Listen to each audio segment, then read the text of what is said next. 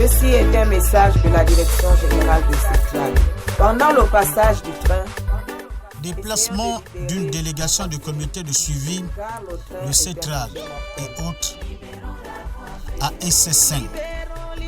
À bord de ce train, la délégation va faire le point des avancées des travaux attribués à Colas, société adjudicataire de marché sur les zones instables où a eu lieu l'accident du train minéralier de Comilog.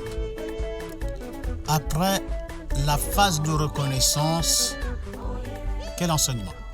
Donc la grande difficulté était vraiment que le terrain était inaccessible. Donc il fallait d'abord créer une voie d'accès qui pouvait nous acheminer jusqu'au site par voie terrestre. Et c'est ce qui a été d'abord réalisé jusqu'à présent. Après, la deuxième phase consistait à mener les matériaux qu'on allait utiliser pour réaliser les travaux proprement dits. Et c'est là où nous sommes en pleine œuvre maintenant pour continuer ces travaux-là. Le chantier proprement dit, il nous reste en gros 2 semaines. 2 semaines, et puis on va livrer le chantier. Le comité de suivi en ligne était présent, venu faire le point de ces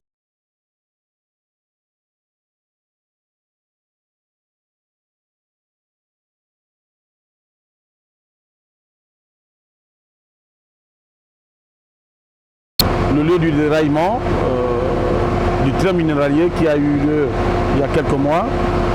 Et nous sommes venus voir les efforts déployés par le concessionnaire afin de voir comment le service a été repris et donc la continuité du service est respectée. Nous ne pouvons qu'être satisfaits. Nous pensons que le concessionnaire fait des efforts pour maintenir donc ce service qui est très important pour l'économie gabonaise et pour les Gabonais, les usagers. La difficulté d'accès sur les lieux. Nous constatons aussi que la zone est difficile d'accès parce qu'il n'y a pas de voie de servitude. Donc l'arrivée sur le lieu de l'accident ne pouvait se faire que par la voie ferrée. Ça explique donc toutes les difficultés qu'il y a eu au niveau donc, du rétablissement du trafic. La zone se situait dans la partie instable. Les techniciens comptent sur le changement de l'ordre des choses sur ce tronçon.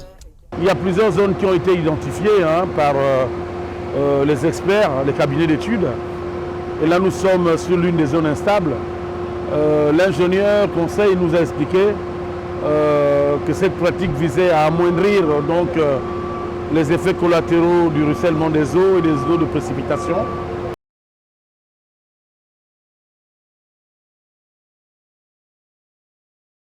Les voies souterraines qui sont mises en place pour permettre la circulation de l'eau. Les travaux financés par l'AFD méritent un regard particulier et font de l'espoir dans ceux-ci. L'ARTEF est d'abord une agence de régulation de transport ferroviaire. Nous sommes l'autorité. Dans nos missions, nous avons le contrôle. Et vous savez très bien que l'État gabonais attache un prix particulier par rapport au chemin de fer transgabonais, à la voie ferroviaire. Et sur le plan économique, la voie ferroviaire est très rentable pour notre pays. Et donc notre rôle aujourd'hui, après avoir eu à travailler au niveau du comité de suivi, il fallait absolument que nous puissions venir toucher du doigt les réalisations qui sont en train de se faire aujourd'hui sur la voie ferrée, plus précisément dans les zones instables. Vous n'êtes pas sans ignorer qu'il y a eu un déraillement d'un train de la Comilog, un train de manganèse, et c'était exactement ici, dans cet endroit où il y a eu ce déraillement. De nombreux accidents se sont déroulés dans cette zone. Que faut-il attendre de ces travaux?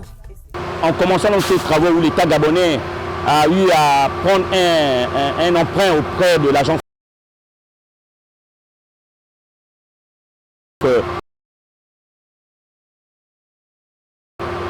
il fallait que nous puissions venir avec les différents techniciens qui représentent donc l'État gabonais pour venir voir exactement comment sont en train de se passer ces travaux au niveau des zones instables. Et la société Colas, qui a été donc adjudicataire, est en train donc de faire donc aujourd'hui ces travaux qui sont très importants pour la pérennité donc de la voie ferroviaire. Et je trouve que les travaux sont satisfaisants. Ils sont en train de travailler. Nous espérons seulement que pendant cette période de la saison sèche, ils vont pouvoir attaquer pas peut-être la totalité, mais sur les 36 zones instables, nous espérons qu'au moins plus de la moitié vont devoir trouver des solutions viables. Et comment se déroule-t-il? Je pense que nous sommes sur la bonne voie et il faudrait que nous continuions comme ça à travailler donc, avec notre concessionnaire Cetrad pour que notre voie ferrée puisse être une voie ferrée de qualité. Et c'est ça donc le rôle de l'ARTF, de pouvoir contrôler ces travaux et de rendre compte à l'autorité qui n'est autre que le gouvernement de l'État gabonais. Ces zones étaient entretenues de manière régulière. Aujourd'hui, que peut-on attendre en termes de temps?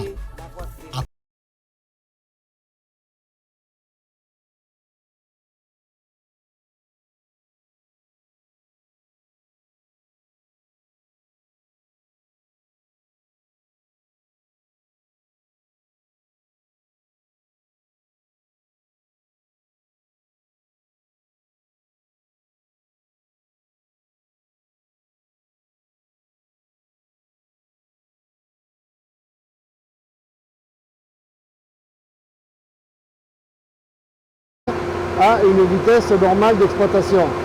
D'où la nécessité de procéder ces travaux avant toutes les autres zones instables.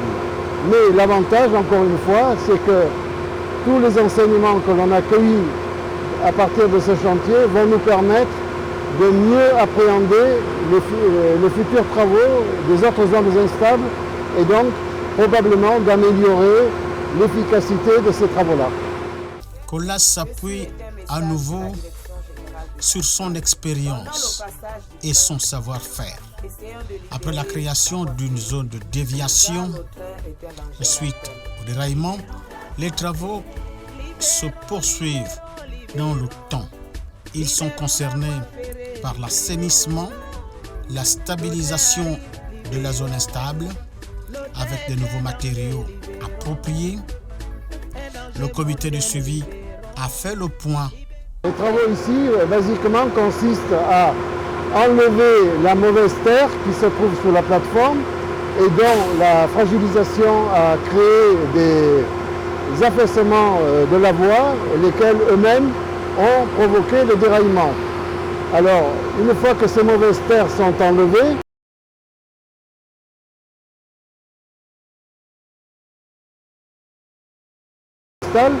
un matériau sélectionné est mis en place d'une manière très précise et très scientifique. Ces matériaux sont acheminés par la route sur un chemin que l'entreprise a ouvert à cet effet et la mise en œuvre s'est faite selon un procédé qui avait fait l'objet d'une étude minutieuse. Une fois ce matériau en place, on procède à la pose des drains de manière à ce que l'eau souterraine soit captée, disons efficacement, parce que l'eau constitue le moteur même de la fragilisation des sols.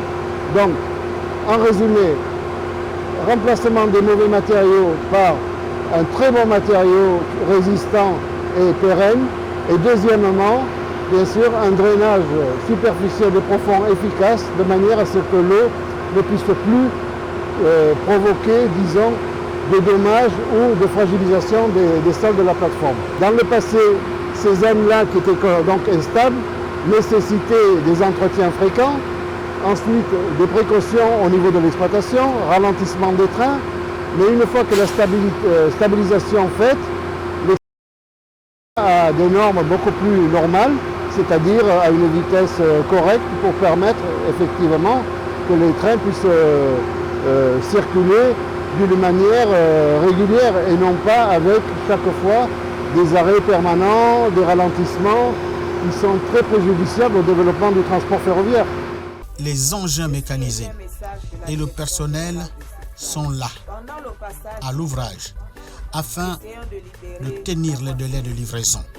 Ensoleillement de qualité, mais attention aux éboulements. Libérons la voie ferrée, libérons.